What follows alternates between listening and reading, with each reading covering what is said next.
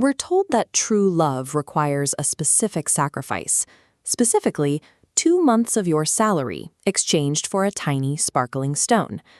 Diamonds sit firmly in our culture as rare, priceless gems that symbolize lifelong commitment.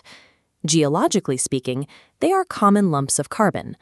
And in the late 1800s, prospectors in South Africa stumbled upon a layer of blue rock called kimberlite that held thousands upon thousands of these stones. The global supply exploded. Instead of a few scattered gems washed up in a riverbed, entire trainloads of diamonds were suddenly flooding the market. By the basic laws of economics, this massive surplus caused prices to drop, threatening to make the gemstone practically worthless.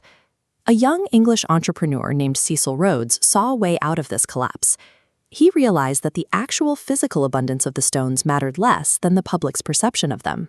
If he could take control of the entire global supply, he could dictate exactly how rare they appeared to be.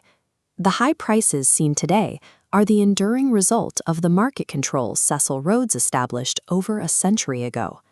Rhodes rapidly swallowed up competing claims across South Africa, consolidating them into a single entity, De Beers Consolidated Mines. By his mid-30s, he had secured control over 90% of the world's entire diamond output. To maximize profit margins, Rhodes utilized extreme exploitation.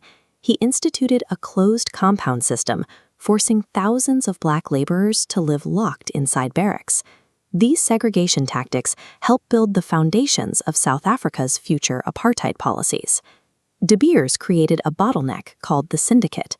Instead of selling directly to the public, they locked their supply inside massive stockpiles.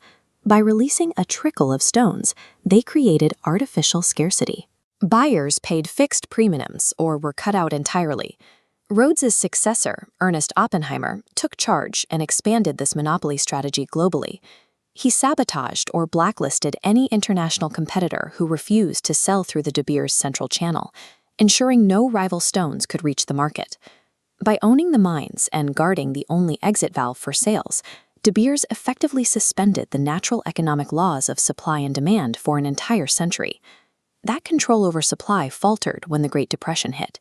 The American economy collapsed and global demand vanished. De Beers was left holding massive stockpiles of luxury stones that nobody was buying. Ernest's son, Harry Oppenheimer, turned to a new strategy. If he couldn't rely on natural demand, he would use a massive advertising firm to create it by linking diamonds to the concept of love. The firm launched a product placement campaign. They paid to have movie stars showcase diamond proposals on and off screen, training the public to associate the stones with status and beauty. They also introduced the 2-month salary rule. It was a purely arbitrary suggestion, but it set a high price point in the consumer's mind, making the cost of the stone relative to the buyer's income. To prevent people from reselling their jewelry, which would flood the market and crash prices, they introduced the slogan, "A diamond is forever." It discouraged a secondhand market by suggesting the stone should never be parted with. This campaign turned the engagement ring into a cultural requirement. De Beers had found a way to make their inventory recession-proof. The monopoly began to unravel in the late 20th century. Antitrust lawsuits and the discovery of massive new diamond deposits in Russia, Canada, and Australia provided competitors with a way to operate outside of De Beers' control. Public perception also shifted with the rise of blood diamonds. Reports emerged that stones from war zones were being sold to fund warlords and terrorism across the African continent. Then came the technological threat, lab-grown diamonds. These synthetic stones are structurally and chemically identical to natural ones, but they are significantly cheaper to produce. Legal intervention, human rights concerns, and technological disruption finally broke the century-long grip De Beers held over the global supply chain. Even without their absolute monopoly, the natural diamond industry still dominates a consumer market estimated at over $100 billion.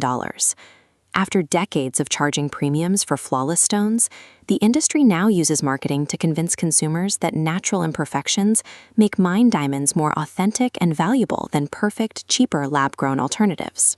Despite public knowledge of the industry's history and the availability of affordable alternatives, couples still spend thousands on natural stones. The legacy of the De Beers cartel remains visible in every engagement ring sold today. They created a cultural requirement so strong that even when the monopoly crumbled, the perceived value of the stones stayed exactly where they wanted it.